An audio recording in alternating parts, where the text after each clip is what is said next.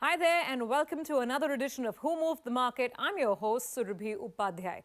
Now, you might have noticed that real estate has been a very hot side of the market over the last couple of weeks and months. In fact, the Realty Index, the Nifty Realty Index, that is the best performing sectoral index of 2023. Yes, you heard that right. We're talking about that index rising 25%, eclipsing all other sectors, whether you're looking at banks, IT, auto, etc. It is the real estate space that has been right at the top. Stocks within this index have risen anywhere between 10% to 25%. And the numbers, the underlying numbers, whether it is housing sales or the launch pipeline with a lot of developers, they've been pretty strong as well. The question is, where are we in this real estate party? Has the party just started? Is it sort of, kind of now winding up? And what should you do? Should you be buying stocks, or is it now best to stay away if you have missed this rally? Well, my guest on the show today is Ronald Siyoni, and he tracks the real estate space. He is from Sharekhan, BNP Paribas. Ronald, thank you very much for joining in, and welcome to the show. Thank you, Surabhi, and great to have you. Great to have me on the show, and thank you very much for this show. Yeah. As you briefed about the real estate space, and this space, has recovered from pre-COVID levels, and in fact, it has shown a phenomenal growth if we compare to the pre-COVID levels.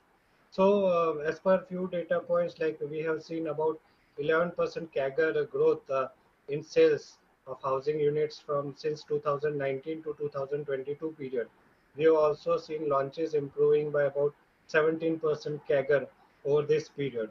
While if you compare the inventory trailing 12 months period, then anywhere closer to 50 months odd inventory, which was there pre-COVID. Now the pan-India inventory is almost at around 20 months. So, despite Fed increasing hikes by more than 500 basis points over the last year, and domestic increasing the hikes of more than 200 bits in that same period, we have seen the momentum in registrations to be sustained. Each quarter we see there is a YOY quarter on quarter growth in sales, and companies are now more positively looking at the launch pipelines for the year coming ahead. Many factors have been instrumental, in getting this kind of rally.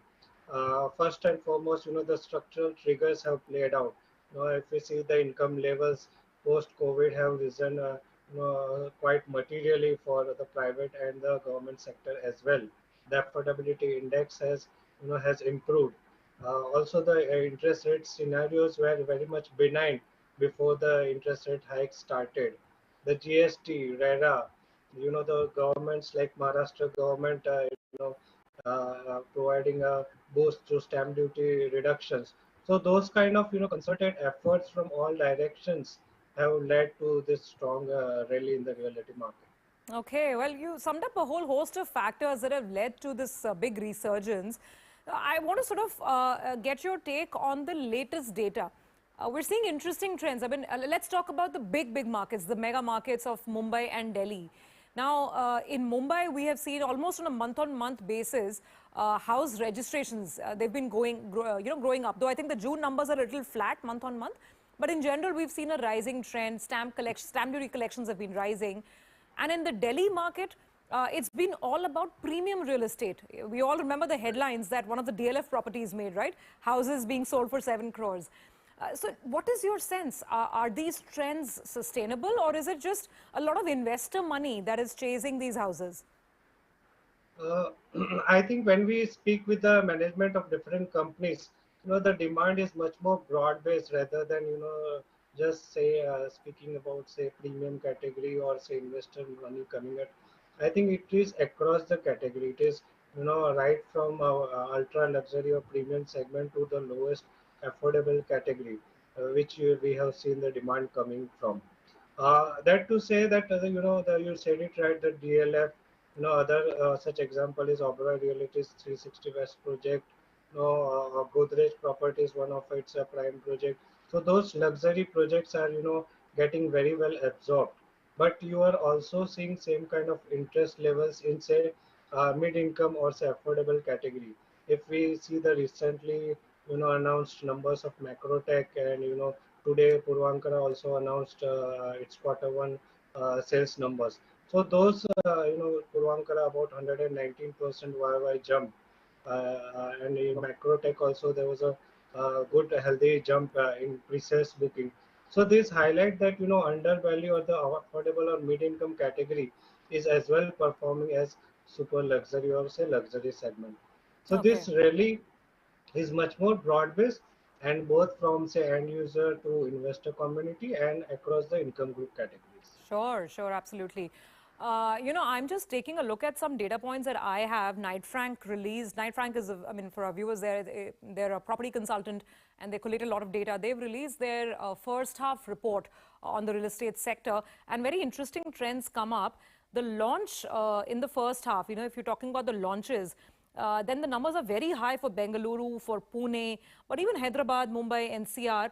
We've seen a rise in launches. So, Ronald, if we go by launch pipelines, the amount of inventory that developers are going to bring in the market, then within the listed space, which are the companies which seem to have the most robust launch pipelines? I think most of the frontline companies have geared up in terms of launch pipeline. The frontline companies like DLF, Macrotech, Oberoi Realty, Prestige Estates, all have a very strong launch pipeline for this year. Of course, this launch pipeline would depend on when it gets faster, when they come faster to the markets. But definitely, all of these frontline companies are having a strong launch pipeline.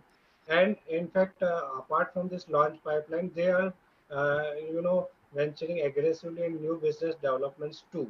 They think that this rally is going to sustain over say next 3 years, 3 to 5 years, and so they have to build up their launch, land pipeline or say project pipeline, which would be sustainable, which would provide them a sustainable double-digit kind of growth over say next 3 years at least. Got that. And by the way, viewers, again, just going by the data here, housing prices in the first half of this year, calendar year 2023, they have risen pretty much across the board.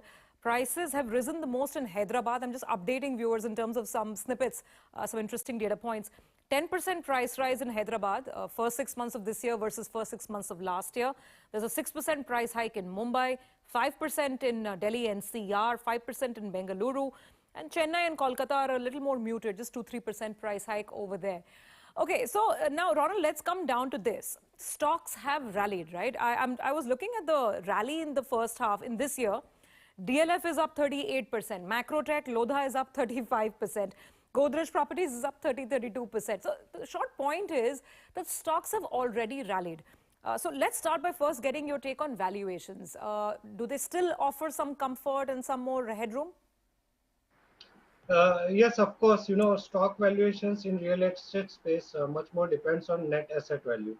So, either they trade at a very sharp discount or say at par with NAVs or say premium to NAV. So, at current juncture, if we see that most of the companies, might be trading closer to their net asset values, but net asset value also depends on the cash flows which are going to come up. So, if this kind of sales momentum and collections, if you are going to see going ahead, then of course the net asset value also would be inching up.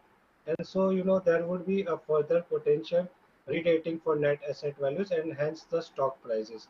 So I think the rally has been there since last 3 months. We have seen a significant improvement in stock prices, but this is expected, I think, to continue more so because the interest rate headwind which was there last year.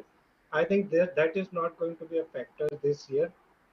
So probably there are talks, from early next year, there could be a possible reversal or rate cuts in say domestic markets. And already, if we see, SBI also had recently cut interest rates, for new home buyers, for which is ending this month by 45 bits. So some kind of interest rate, say, interest rate headwinds which was there, which is not going to be there. Second point is the commodity prices which during COVID or say post COVID had been very high. So now you are seeing steel prices and everything settling down, and so those commodity headwinds are also not there. Now this price hike which you talked about, as we were saying, that the inventory overhang is very slow. Okay. Now, whichever developers you pick up in real estate space, say in organized or unorganized space, but organized space are getting the positive developments from consolidation also. If you're a good local developer with a good track record, then you would see a much higher market share gains from the unorganized space, and this could also drive the sales momentum going Okay. ahead. So fair enough. Ronald, it's quite clear that we have to consider a lot of these factors while picking stocks now, because we are already at the top of the rally pretty much. It's the best performing sector in the market. So one, we have to keep valuations in mind. Launch pipelines, you said, are pretty robust for most of the frontline, participants. Pricing pretty much across India is going up between 3%, 5, 6%. Some markets like Hyderabad pricing is up 10%. So now put all these factors together and help us understand which stocks you still like and why. Which are your top picks? Um, in the frontline space, we obviously like DLF, Macrotech, and Prestige Estates. We would, revisiting our price targets post quarter one results and how they see the, outlook going ahead, what kind of launches or, commitments they are going to make for the next 3 years, as they are, closer to our price targets. But we'll definitely look at it positively, and they are our preferred picks in the front line. But apart from that, there are also value picks which are there.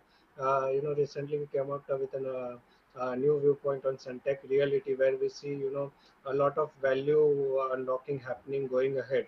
Suntech has not participated in the recent rally, and this time we expect, this year, it should show a good sales growth, and BKC inventory getting cleared up, and this stock should see a re-rating. Apart from this, Shobha is also has a very, it's a potential value picker for us in this mid cap space. So Shobha and Suntech Realty in the mid to small cap space we like, and in the front line DLF, Prestige, Macrotech, and Oberoi, of course. Okay, got that, Ronald. Thank you very much for giving us some idea about the real estate space and also sharing those picks with us.